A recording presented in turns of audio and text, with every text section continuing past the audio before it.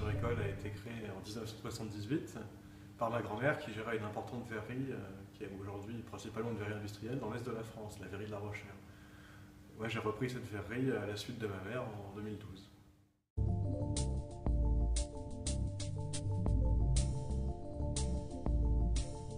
Je m'appelle Frédéric Allary, j'ai 28 ans et mon parcours c'est pas tout à fait une ligne droite. J'ai commencé par étudier à la fac de droit et puis de là, alors que ma mère vendait la verrerie, j'ai voulu essayer ce métier et j'ai essayé, je suis resté il y a 5 ans, j'ai essayé il y a 5 ans et je suis resté depuis.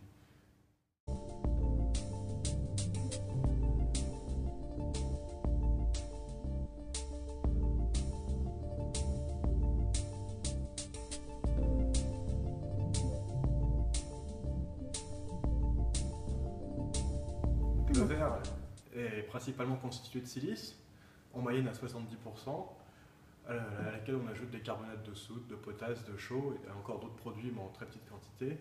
Ça peut aussi être des oxydes métalliques pour la couleur. Donc ce mélange, on le fond dans un four à 1300 degrés ou plus et ça donne du verre tout simplement, ça se vitrifie.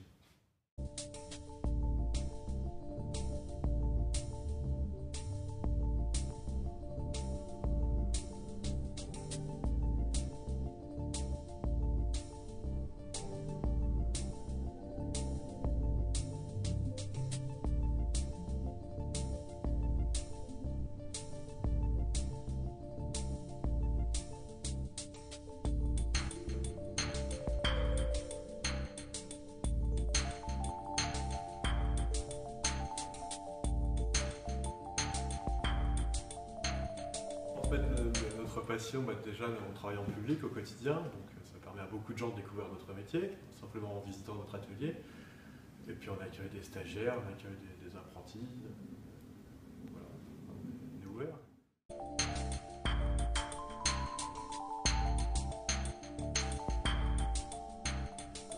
Pour faire un bon verrier, déjà, il faut aimer la chaleur, je pense qu'il faut aimer le feu, il faut avoir envie de jouer un peu avec le feu. Et puis après, il faut être patient et puis déterminé parce que c'est un métier long à apprendre. Puis au début, on n'arrive à rien faire de bon, ça met plusieurs semaines avant de pouvoir sortir un objet de base et à peine correct. On va dire utilitaire. Mais pour sortir un gobelet parfait, c'est déjà plusieurs années, donc il faut être très persévérant. Puis après, il faut aussi de la sensibilité parce que le verre, c'est un matériau très déroutant. Le verre en fusion, ça ressemble à aucun autre matériau. Et du coup, il faut comprendre le verre et ça, c'est pas donné à tout le monde.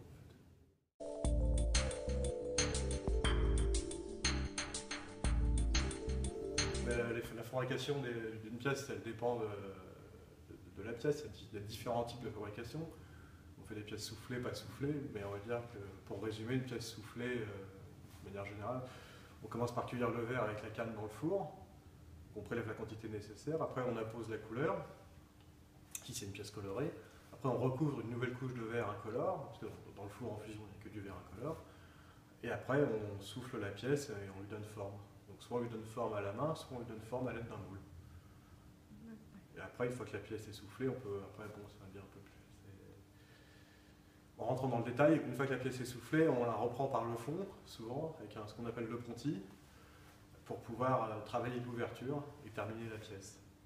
Mais il y a d'autres pièces qui, une fois soufflées, sont directement détachées, mises dans le four de recuisson pour qu'elles soient refroidies, et après coupées à froid.